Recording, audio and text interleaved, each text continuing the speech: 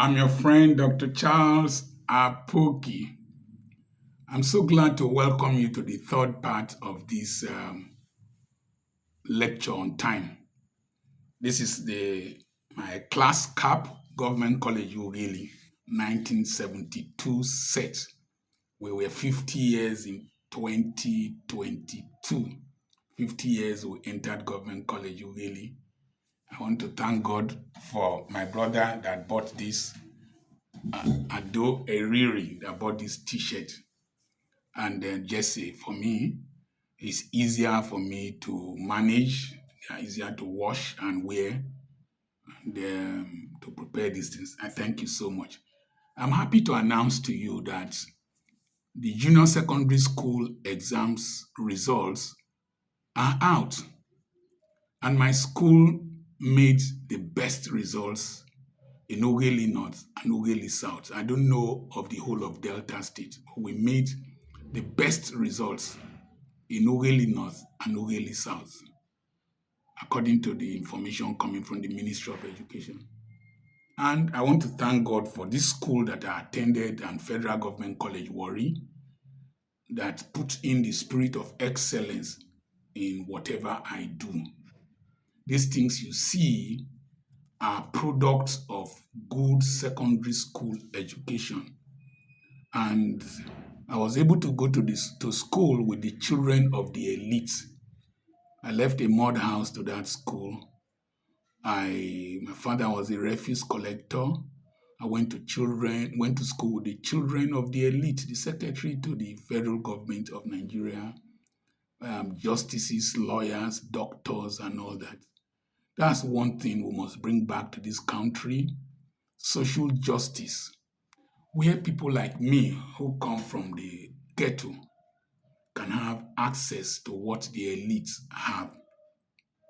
But today, we are feeding the elite fat, giving them bonuses and all that. And the children of the poor, even the federal government colleges that the children of the poor attended as at that time, like me, that was subsidized. They've increased the fees now. Only the children of the middle class can attend. And somebody said, if you don't spread the riches, your riches to the poor, they will spread their poverty to you. A Ugandan man was speaking. He said that, it's a Kenyan man or Uganda, I can't remember, I shared it, that if the poor are hungry, they won't sleep. And if they can't sleep, the rich won't also sleep. We have sent our children overseas, like as I did, and like most of the elites. But when they come back, they will walk in the same streets with the children of the poor that we have rendered useless by not giving them social justice. Let's give the poor an opportunity to breathe. Somebody told me in Springs in South Africa, he said, Nigeria, Nigerians say yes. Say, Nigerians criminals. I told him she shut up his mouth, that I fought for his independence as a student. Surprisingly, Louis Mbuisa, the man that carried Hector Peterson in the front of Ebony magazine in 1976 or 77 during the Soweto riots, schooled with me at FGC Warrior. I've been looking for him from all over the world. I've not heard about Louis Mbuisa. Zulu came from South Africa to school with me in medical school. So, but today, somebody was telling me Nigerians criminal, and I told him criminality is intelligence looking for manifestation in the midst of oppression and deprivation. As long as Nigerians, who constitute 1 out of every 5 black human beings on earth, are poor, are rendered poor, the black race will always have a very negative picture, because we are 20% of the total black race, and we are among the most intelligent human beings on earth. And if you cannot provide opportunities for this intelligence to be made manifest, criminality will spread around the world. It's not a good thing, but it will affect every person. If Nigeria collapses, imagine the refugee crisis that will go to Ghana, go to Gabon, go to Cameroon. At one time, a great percentage of the descendants of people in Sudan were of Nigerian genealogy. Same thing with Gabon, same thing with several other countries, same thing with Ghana. We have mixed marriages. And so, Nigerian leaders, you don't only owe yourself responsibility, you owe the whole of Africa and the whole of the Negroid race responsibility to do well. Anytime I wear this cap, I always remind myself I owe this country and I owe humanity. Let's come back to time management. I don't know why I went there, I became very emotional. You can save time. In fact, most technologies are aimed at saving time. I said you can save time by traveling westward. You can save time by employing modern technology. The ease with which I'm recording, the ease at which I'm going to share this is so fascinating. I would have needed to go to the television studio to come and put powder on my face, do all that. But just here, in my house, I'm recording. I'll just put it on my WhatsApp status. Then all those who have my WhatsApp number will get the broadcast straight. I'll put it on Facebook. 46,000 people will see it. That's those who have decided to follow me. And millions will see it. I put it on YouTube. Several people. Just put it on my mentoring group. Several people. In fact, I want to thank my sister in South Africa who is organizing some women somewhere in South Africa that I can come and visit them and speak to them. I think August 9th is Women's Day in South Africa. I'm going to do a special broadcast for the women of Africa and South Africa in particular. And I will use it to share it to my sisters there. So you can do a lot of things. Raymond Orogo Ugbe said is breaking the barrier of space and time. So you can apply modern technology. You can use the internet. You can use ChatGPT. You can use AI. You can use Grammarly or whatever it's called. You can edit a whole book in a few minutes. And with 5G, you can download books that will fill this building within a space of time. Ironically, religious people were condemning 5G, that 5G is associated with COVID and all that. I wonder, and people were defending this kind of rubbish. Religion is a very dangerous thing if you don't reason for yourself. So you can save time by working smartly. Be smart. You can save time by working at night. Cut a little bit into your sleeping period. Cut a little bit, particularly when you are younger. Cut a little bit out of it. Dangote sleeps very minimally. Bishop David Oyedepo sleeps very minimally. He maximizes his time well. No wonder he's one of the richest pastors in the world. My late Archbishop Benson Idahosa used his time so well. Wrote books, traveled the world, round the world 3 times. He can come and preach in a city, and by 10 in the night, he says he's going back to Benin. And he would enter the road and travel. Then he used police escort effectively, not to glamorize himself. So work smartly. Cut into your sleeping period. Research has shown that most geniuses suffer from insomnia. They don't sleep early. I find it difficult to sleep. So I have to do exercises, do some things so that I can sleep. If you are a genius, you'll find out that you find it difficult to sleep. So cut into your sleeping time. understand your sleeping pattern. If you sleep early, most likely you are going to wake up early. So that time you wake up, 2 hours of reading at night quietly is up to 4 hours of reading during the day with distraction. So use your night well, not only to romance. Use it for performance. Use your night well. Geniuses sleep less. But the Bible says that the poor love sleep. And a little sleep, a little slumber, it will accumulate to form the reason for your poverty. So borrow time by working at night. Find your sleep pattern. I wrote most of my books at night between the age of 40 and 50. Wrote most of my books at night. I walk better at night. I meditate at night. So use your night very well. Then give direction to time. You must give direction to time if you have direction in your life. If not, you'll just be going every which way, just be moving around and around and around. Give direction to your time. Then label your time by apportioning time.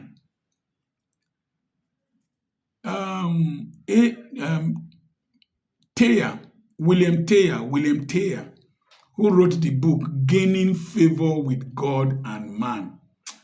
God, if you want your life to change, that book is about 100 years old, if not more. If you want two books, The Reformed Pastor by Richard Baxter, which is about 300 and something years old, The Reformed Pastor, get that book. Then Gaining Favor with God and Man by William Thayer. I have one. It does not leave this house. It does not leave this house. I bought it from a second-hand bookstore when I went for Chidi Okorafor's IPCI camp at Ube.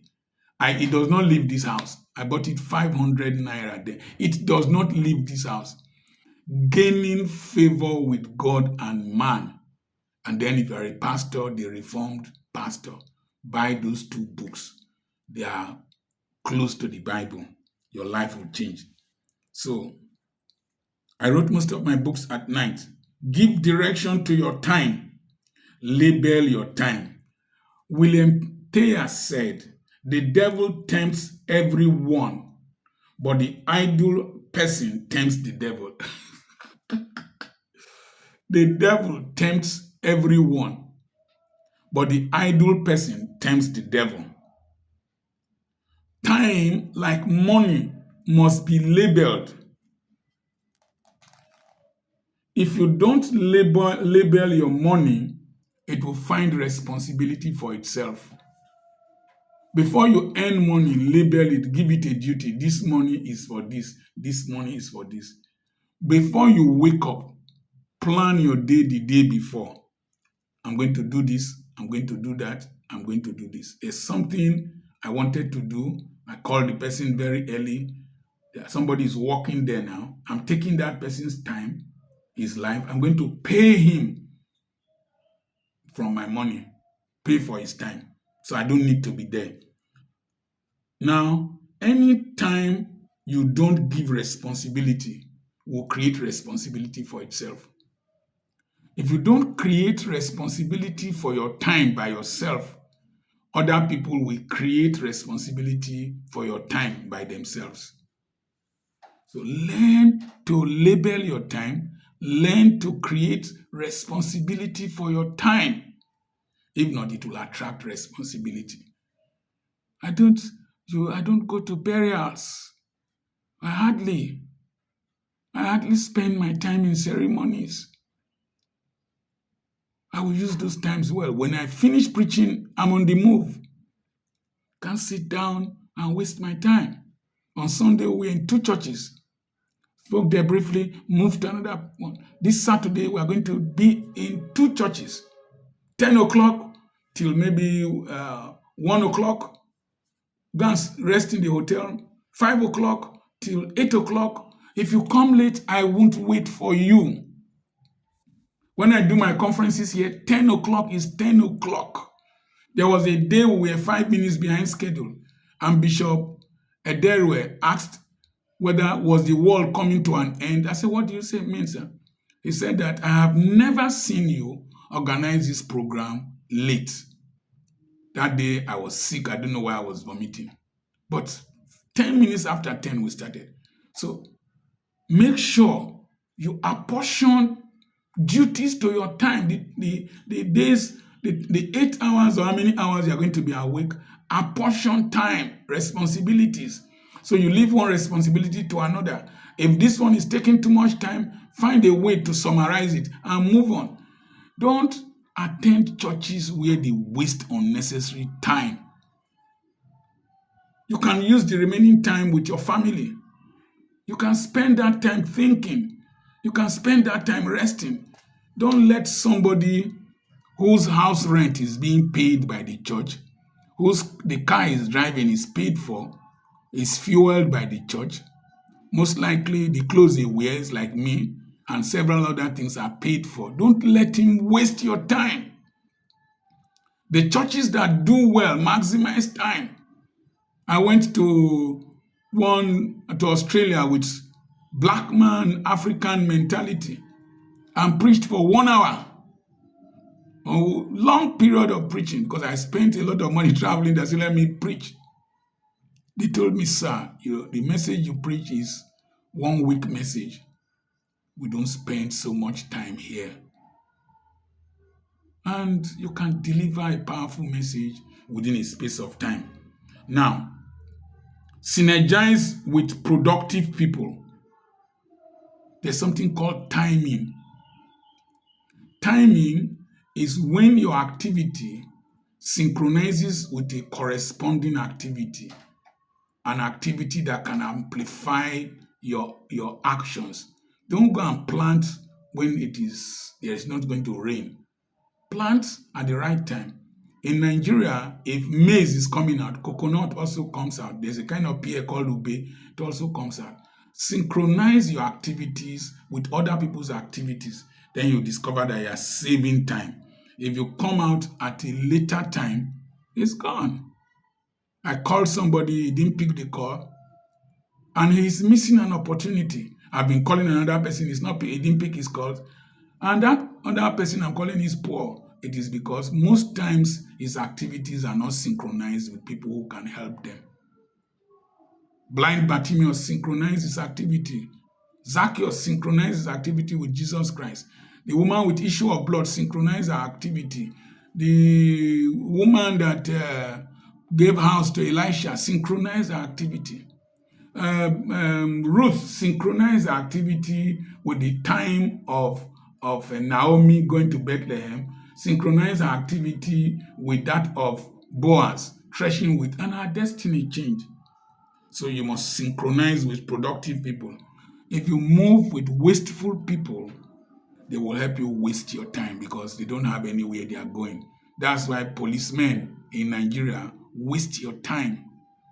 And when we employ dull, daft people in our airports, in our offices, the country becomes sluggish.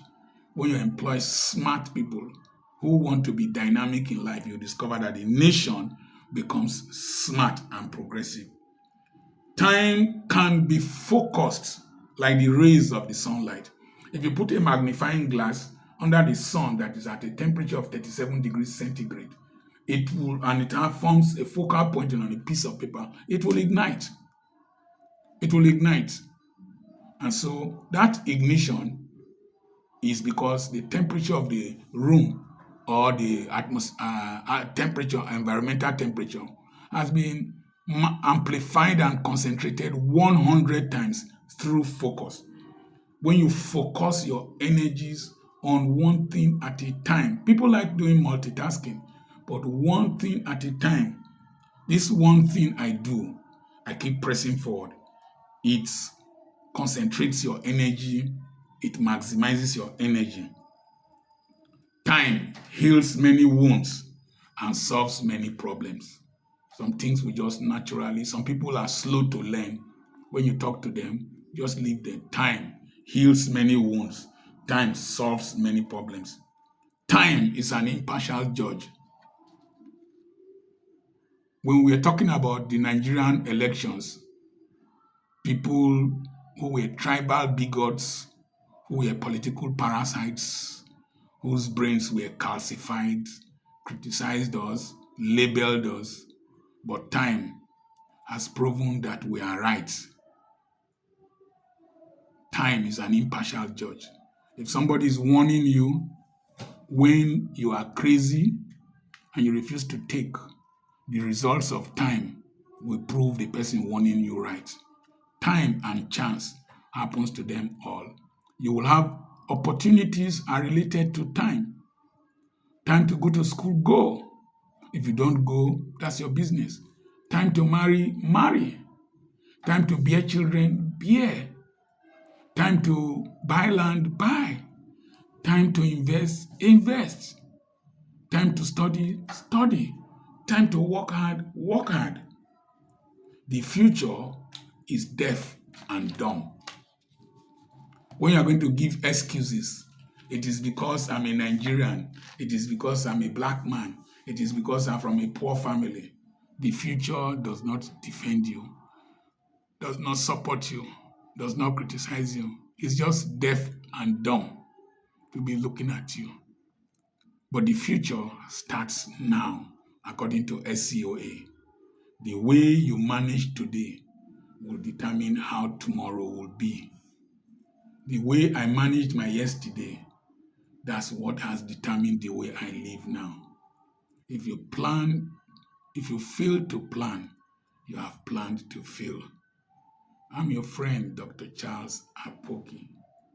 Subscribe to this channel, share these videos, like the videos, join my WhatsApp mentoring group by sending a message to +234 7052136763 and go to my online bookshop, petrapublications.com, and we're in phase 7 of Gloryland City. Come and buy properties there. Time will increase the value of your land. But if you are impatient, please don't buy. From there, we'll have more expensive ones for you to buy. Please support this ministry. This is donations from people that is helping me do all this. They stimulate me, they make me indebted to them and to society. I remain your friend, Dr. Charles Apoki.